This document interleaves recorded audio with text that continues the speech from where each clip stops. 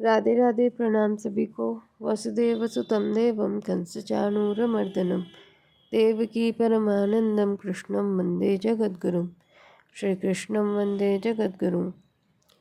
कल के वीडियो में 5वां अध्याय पूरा हो गया था अपना। अब आज नया अध्याय, छठा अध्याय। तो शुरू करते हैं छठा अध्याय।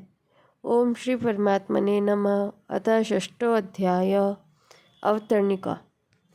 5वें अध्याय के आरंभ में अर्जुन ने यह बात पूछी थी कि सांख्य योग और कर्म योग, इन दोनों में श्रेष्ठ कौन है। इसके उत्तर में भगवान ने कहा कि ये दोनों ही कल्याण करने वाले हैं, परंतु कर्म संन्यास और कर्मयोग, इन दोनों में कर्मयोग श्रेष्ठ है। तयोस्तु कर्म संन्यासात् कर्मयोगो विशिष्यते। अब दोनों कल्याण करने वाले कैसे हैं, इसका वर्णन भगवान ने 5वें अध्याय के 26वें श्लोक तक किया। फिर सांख्य योग तथा कर्मयोग के लिए उपयोगी और स्वतंत्रता से कल्याण करने वाले ध्यान योग का संक्षेप से 2 श्लोकों में वर्णन किया तथा अंत में अपनी ही तरफ से भक्ति की निष्ठा बताकर 5वें अध्याय के विषय का उपसंहार किया। अब पुनः कर्मयोग की श्रेष्ठता बताने के लिए भगवान छठे अध्याय का विषय आरंभ करते हैं। श्री भगवान उवाच।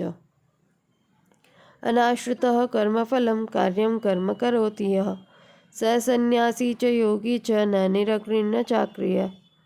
श्री भगवान बोले, कर्म फल का आश्रय न लेकर जो कर्तव्य कर्म करता है वही सन्यासी तथा योगी है, और केवल अग्नि का त्याग करने वाला सन्यासी नहीं होता तथा केवल क्रियाओं का त्याग करने वाला योगी नहीं होता।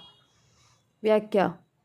अनाश्रित कर्मफलम, इन पदों का आशय यह प्रतीत होता है कि मनुष्य को किसी उत्पत्ति विनाशील वस्तु, व्यक्ति, घटना, परिस्थिति, क्रिया आदि का आश्रय नहीं रखना चाहिए, कारण कि यह जीव स्वयं परमात्मा का अंश होने से नित्य निरंतर रहने वाला है, और यह जिन वस्तु, व्यक्ति आदि का आश्रय लेता है वे उत्पत्ति विनाशील तथा प्रतिक्षण परिवर्तित होने वाले हैं। वे तो परिवर्तनशील होने के कारण नष्ट हो जाते हैं, और यह जीव रीता का रीता ही रह जाता है। केवल रीता ही नहीं रहता, प्रत्युत उनके राग को पकड़े रहता है। जब तक यह उनके राग को पकड़े रहता है तब तक इसका कल्याण नहीं होता, अर्थात वह राग उसके ऊंच नीच योनियों में जन्म लेने का कारण बन जाता है। अगर यह उस राग का त्याग कर दे तो वह स्वतः मुक्त हो जाएगा। वास्तव में वह स्वतः मुक्त है ही, केवल राग के कारण उस मुक्ति का अनुभव नहीं होता। अतः भगवान कहते हैं कि मनुष्य कर्मफल का आश्रय न रखकर कर्तव्य कर्म करे। कर्मफल के आश्रय का त्याग करने वाला तो नैष्ठिकी शांति को प्राप्त होता है, पर कर्मफल का आश्रय रखने वाला बन जाता है। स्थूल, सूक्ष्म और कारण, ये तीनों शरीर कर्मफल हैं। इन तीनों में से किसी का भी आश्रय न लेकर इनको सबके हित में लगाना चाहिए। जैसे स्थूल शरीर से क्रियाओं और पदार्थों को संसार का ही मानकर उनका उपयोग संसार की सेवा में करे, सूक्ष्म शरीर से दूसरों का हित कैसे हो, सब सुखी कैसे हो, सबका उद्धार कैसे हो, ऐसा चिंतन करे, और कारण शरीर से होने वाली स्थिरता का भी फल संसार के हित के लिए अर्पण करे।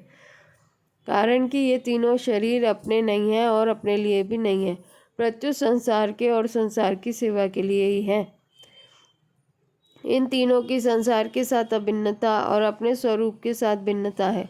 इस तरह न इन तीनों का आश्रय न लेना ही कर्मफल का आश्रय न लेना है, और इन तीनों से केवल संसार के हित के लिए कर्म करना ही कर्तव्य कर्म करना है। आश्रय न लेने का तात्पर्य हुआ कि साधन रूप से तो शरीर आदि को दूसरों के हित के लिए काम में लेना है, पर स्वयं उनका आश्रय नहीं लेना है, अर्थात उनको अपना और अपने लिए नहीं मानना है। कारण कि मनुष्य जन्म में शरीर आदि का महत्व नहीं है, प्रत्युत शरीर आदि के द्वारा किए जाने वाले साधन का महत्व है। अतः संसार से मिली हुई चीज संसार को दे दे, संसार की सेवा में लगा दे तो हम सन्यासी हो गए, और मिली हुई चीज में अपनापन छोड़ दे तो हम त्यागी हो गए।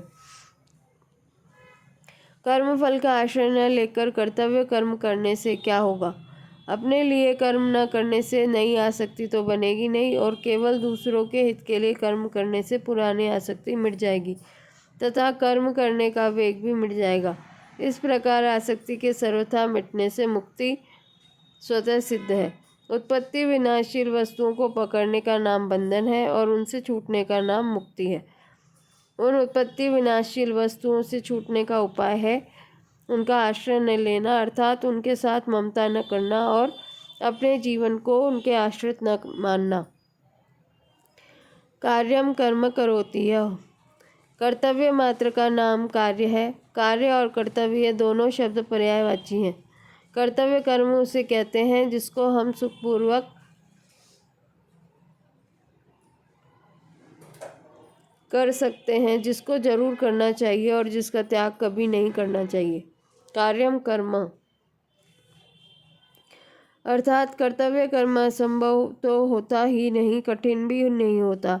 जिसको करना नहीं चाहिए वह कर्तव्य कर्म होता ही नहीं, वह तो अकर्तव्य होता है।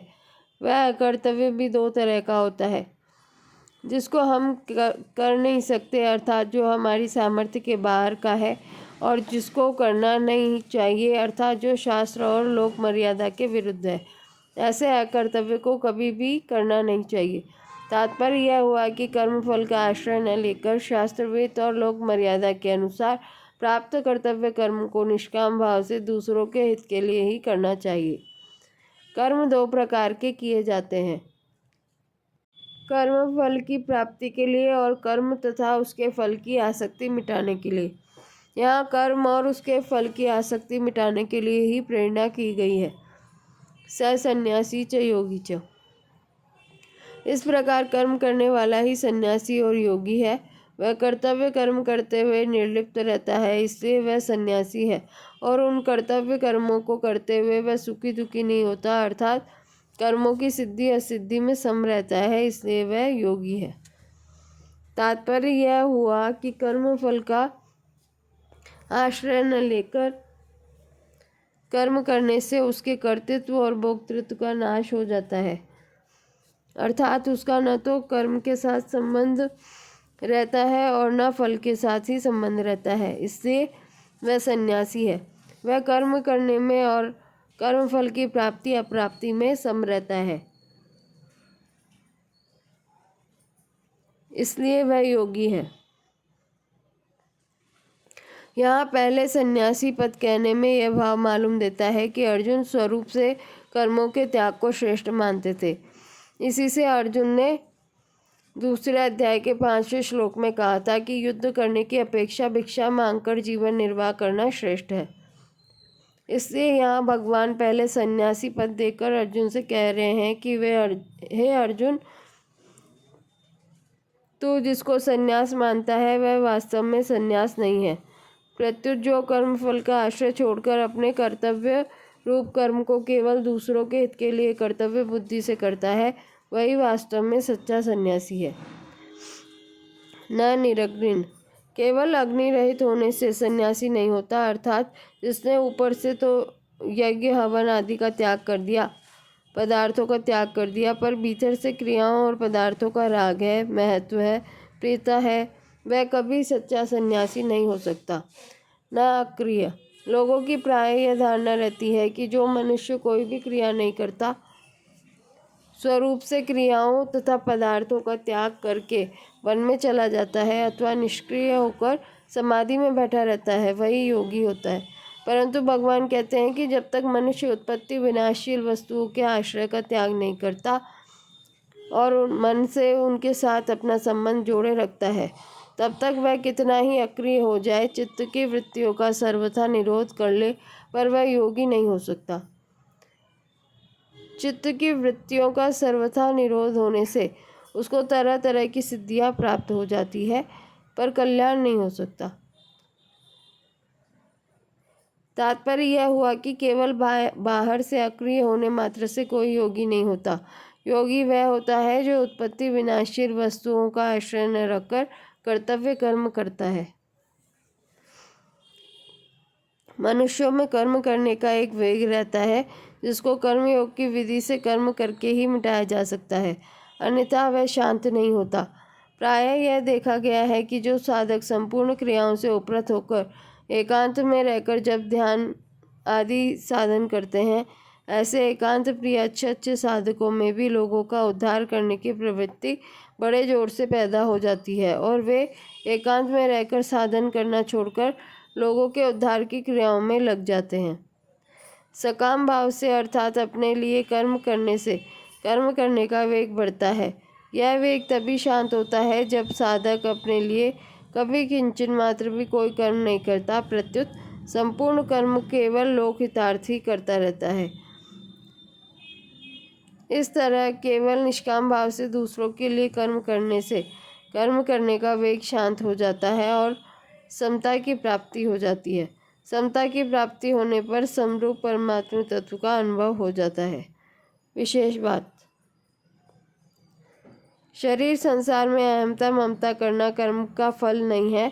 यह अहमता ममता तो मनुष्य की मानी हुई है, अतः यह बदलती रहती है। जैसे मनुष्य कभी गृहस्थ होता है तो वह अपने को मानता है कि मैं गृहस्थ हूँ, और वही जब साधु हो जाता है तो अपने को मानता है कि मैं साधु हूँ, अर्थात उसकी मैं गृहस्थ हूँ यह अहमता मिट जाती है। ऐसे ही यह वस्तु मेरी है, इस प्रकार मनुष्य की उस वस्तु में ममता रहती है, और वही वस्तु जब दूसरे को दे देता है तब उस वस्तु में ममता नहीं रहती। इससे यह सिद्ध हुआ कि अहमता ममता मानी हुई है, वास्तविक नहीं है। अगर वह वास्तविक होती तो कभी मिटती नहीं। ना भावो विद्यते सतो, और अगर मिटती है तो वास्तविक नहीं है। ना सतो विद्यते भावो। अहमता ममता का जो आधार है, आश्रय है, वह तो साक्षात परमात्मा का अंश है। उसका कभी अभाव नहीं होता। उसकी सब जगह व्यापक परमात्मा के साथ एकता है। उसमें अहमता ममता की गंध भी नहीं है। अहमता ममता तो प्राकृत पदार्थों के साथ तादात्म्य करने से प्रतीत होती है।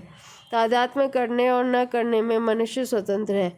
जैसे मैं गृहस्थी हूँ, मैं साधु हूँ ऐसा मानने में, और वस्तु मेरी है वस्तु मेरी नहीं है ऐसा मानने में, अर्थात अहमता ममता का संबंध जोड़ने में और छोड़ने में यह मनुष्य स्वतंत्र और समर्थ है। इसमें यह पराधीन और असमर्थ नहीं है, क्योंकि शरीर आदि के साथ संबंध स्वयं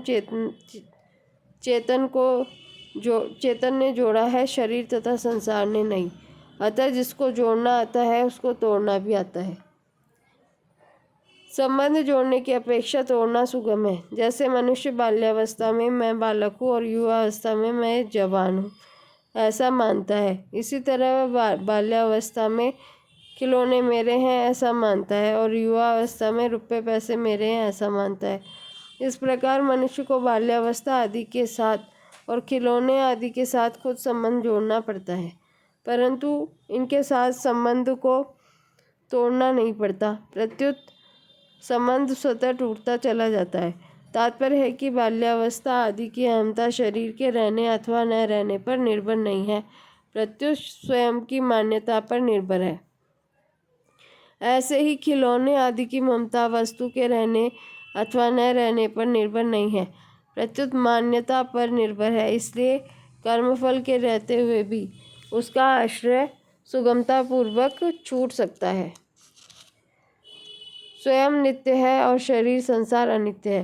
नित्य के साथ अनित्य का संबंध कभी टिक नहीं सकता, रह नहीं सकता, परंतु जब स्वयं अहमता ममता को पकड़ लेता है तब अहमता ममता भी नित्य दिखने लग जाती है। फिर उसको छोड़ना कठिन मालूम देता है, क्योंकि उसमें नित्य स्वरूप में अनित्य अहमता ममता का आरोप कर लिया। वास्तव में देखा जाए तो शरीर के साथ अपना संबंध माना हुआ है नहीं, कारण कि शरीर प्रकाश्य है और स्वयं प्रकाशक है। शरीर एकदेशीय है और स्वरूप सर्वदेशीय है। शरीर जड़ है और स्वरूप चेतन है। शरीर ज्ञेय है और स्वरूप ज्ञाता है। स्वरूप का वह ज्ञातापन भी शरीर की दृष्टि से ही है, अगर शरीर की दृष्टि से हटा दिया जाए तो स्वरूप ज्ञातृत्व तत्व रहित चिन्मात्र है, अर्थात केवल चित्ती रूप से रहता है। उस चित्ती मात्र स्वरूप में मैं और मेरा पर नहीं है, उसमें अहंता ममता का अत्यंत अभाव है। वह चित्ती मात्र ब्रह्म स्वरूप है और ब्रह्म में मैं और मेरा पन कभी हुआ नहीं और हुआ नहीं, है नहीं और हो सकता भी नहीं। परिशिष्ट भाव। चींटी से लेकर ब्रह्मलोक तक संपूर्ण संसार कर्मफल है। संसार का स्वरूप है वस्तु, व्यक्ति और क्रिया। वस्तु मात्र की प्राप्ति और अप्राप्ति होती है, व्यक्ति मात्र का संयोग और वियोग होता है तथा क्रिया मात्र का आरंभ और अंत होता है। जो वस्तु, व्यक्ति और क्रिया तीनों के आश्रय का त्याग करके प्राप्त कर्तव्य का पालन करता है, वही सच्चा सन्यासी तथा योगी है। जो कर्मफल का त्याग न करके केवल अग्नि का त्याग करता है, वह सच्चा सन्यासी नहीं है, और जो केवल क्रियाओं का त्याग करता है वह सच्चा योगी नहीं है। कारण कि मनुष्य कर्मफल से बनता है, अग्नि से अथवा क्रियाओं से नहीं। तीसरे अध्याय के तीसरे श्लोक में भगवान 2 निष्ठाएं बताए थे, सांख्य निष्ठा और योग निष्ठा। फिर 5वें अध्याय के चौथे 5वें श्लोक में भगवान ने सांख्य योग और कर्मयोग दोनों को एक फल वाला बताया। अब यहाँ भगवान उसी भाव को लेकर कहते हैं कि जिसमें कर्मफल का त्याग कर दिया है वही सच्चा सांख्य योगी और कर्मयोगी है। तात्पर्य है कि चित्तवृत्तियों का निरोध करने मात्र से कोई योगी नहीं होता। योगी तभी होता है जब वह कर्मफल का त्याग कर देता है। कारण कि जब तक कर्मफल की चाहना है तब तक वृत्ति निरोध करने से सिद्धियों की प्राप्ति तो हो सकती है पर कल्याण नहीं हो सकता। पूर्व श्लोक में यह कहा गया है कि जो सन्यासी है वही योगी है, पर इनका एकत्व किसमें है इसका वर्णन आगे के श्लोक में करते हैं। यम संन्यासिमिति प्राहुर्योगम तम विद्धि पांडव, न हि यस्सन्यस्त संकल्पो योगी भवति कश्चन। हे अर्जुन, लोग जिसको संन्यास ऐसा कहते हैं उसी को तुम योग समझो, क्योंकि संकल्पों का त्याग किए बिना मनुष्य कोई सा भी योगी नहीं हो सकता। व्याख्या। यम संन्यासमिति प्राहुर्योगम तम विद्धि पांडव। 5वें अध्याय के आरंभ में भगवान ने बताया था कि संन्यास और योग ये दोनों ही स्वतंत्रता से कल्याण करने वाले हैं। 5वें अध्याय का दूसरा श्लोक। तथा दोनों का फल भी एक ही है, अर्थात संन्यास और योग दो नहीं है, एक ही है। वही बात भगवान यहाँ कहते हैं कि जैसे सन्यासी सर्वथा त्यागी होता है, ऐसे ही कर्मयोगी भी सर्वथा त्यागी होता है। 18वें अध्याय के 9वें श्लोक में भगवान ने कहा है कि फल और आसक्ति का सर्वथा त्याग करके जो नियत कर्तव्य कर्म केवल कर्तव्य मात्र समझकर किया जाता है वह सात्विक त्याग है, जिसमें पदार्थों और क्रियाओं से सर्वथा संबंध विच्छेद हो जाता है और मनुष्य त्यागी अर्थात योगी हो जाता है। इसी तरह सन्यासी भी कर्तृत्व अभिमान का त्यागी होता है, अतः दोनों ही त्यागी हैं। तात्पर्य है कि भोगों और सन्यासों में कोई भेद नहीं है। भेद न रहने से ही भगवान को 5वें अध्याय के 3 श्लोक में कहा है कि राग द्वेष का त्याग करने वाला योगी सन्यासी है। न यस्सन्यस्त संकल्पो योगी होती कश्चन। मन में जो स्फुरनाएँ होती है अर्थात तरह तरह की बातें याद आती है, उनमें से जिन स्फुरना के साथ मन चिपक जाता है, जिस स्फुरना के प्रति प्रियता अप्रियता पैदा हो जाती है, वह संकल्प हो जाता है। उस संकल्प का त्याग किए बिना मनुष्य कोई सा भी योगी नहीं होता, प्रत्युत भोगी होता है।